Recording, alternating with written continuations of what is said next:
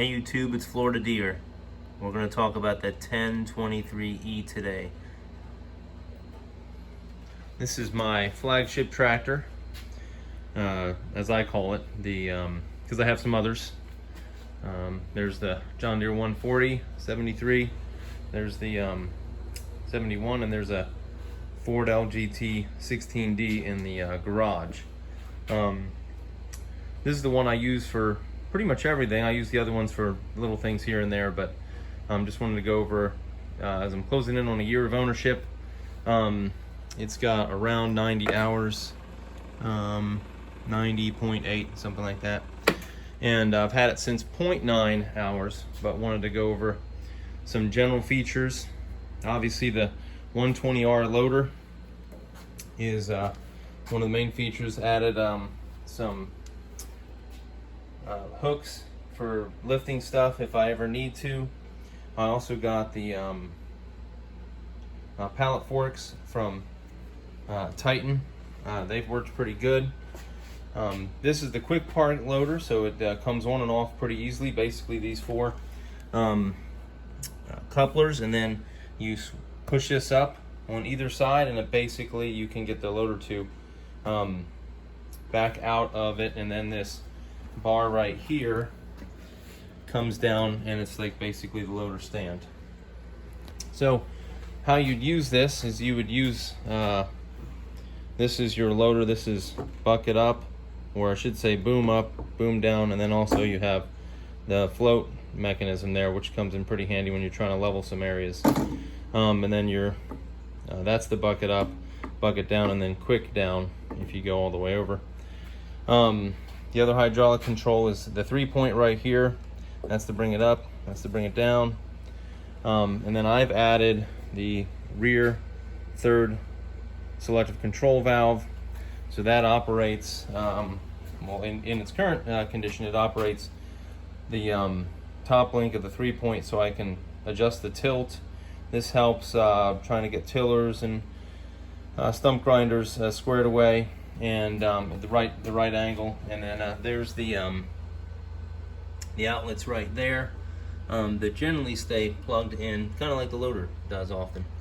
And anyway, moving on. One of the things that I didn't know, but I picked up from some of our guys at Good Works Tractors, Courtney, and then also Tim with Tractor Time with Tim, is this is an adjustment for the 3-point. So this adjusts how quickly the 3-point goes up and down. I have it on the slowest adjustment because it seemed to slam down on the ground a lot, so I've adjusted it that way.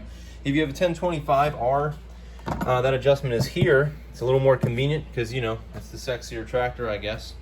And so anyways, just kind of going around here.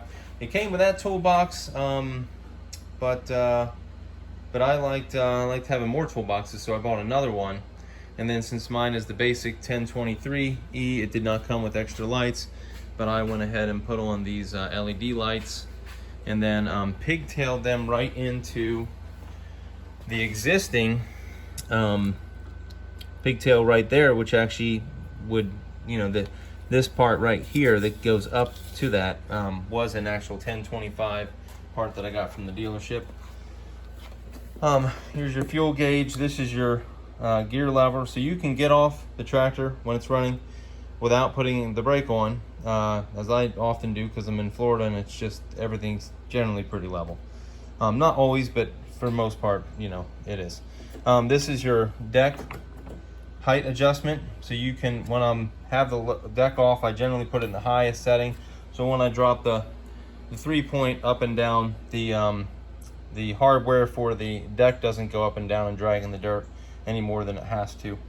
Down here's your lever for your, I had it on 2100 PTO. I probably had the rear PTO thing on last, but I sometimes, you know, if you want to free spin it, you can put it on the mid-mount PTO, which is the 2100. Then you can run both of them, front and mid, or rather rear and mid PTO.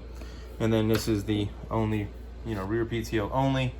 You got your brake pedal right there, your twin touch over there with often, you know, as most John Deere's are.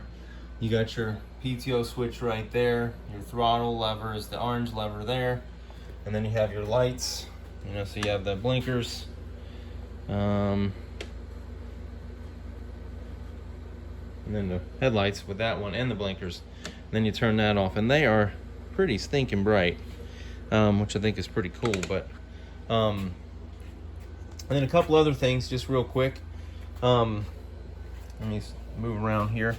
This was an upgrade. The fuel tank being here, it used to be like up on the hood, which I don't know why John Deere thought that was a good idea.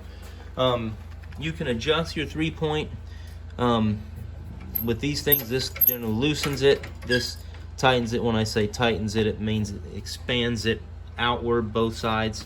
And I say that because a lot of people, you know, I see a lot of videos and people are going back and forth. You know, they're doing something that requires the 3-point, but the 3-point's going back and forth, and I just would recommend having that tight, so there's a lot less sway and a lot less craziness going on back there. But and then the other thing, the bucket leveler, I didn't go over this. If you have this, so when this bend hits in there, that the bucket is level. Now when I store it on the bottom side, but as you can see, the scooper is up in the air.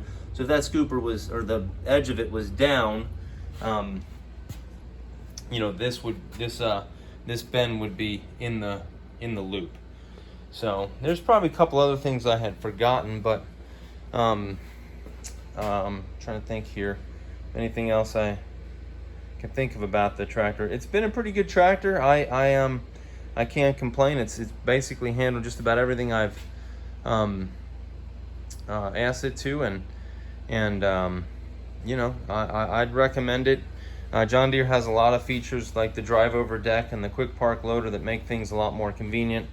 On a lot of tractors, the lever is mounted to the loader out here, so it's probably not too bad, but it's probably not as good as having it right, you know, next to you, not right next to your arm, and where you don't have to reach it as much. Can't think of anything else offhand. I have not busted one of these lights yet. I know a lot of guys bust those. A lot of them move them inboard, which you can do. I didn't, but I think I did crack one. But anyways, it's been a pretty good tractor.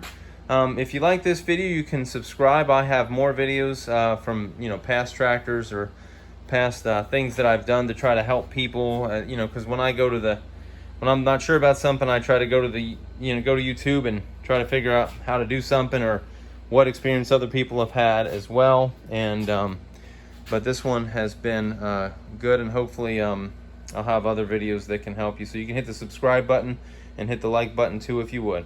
I'll talk to you later. Bye.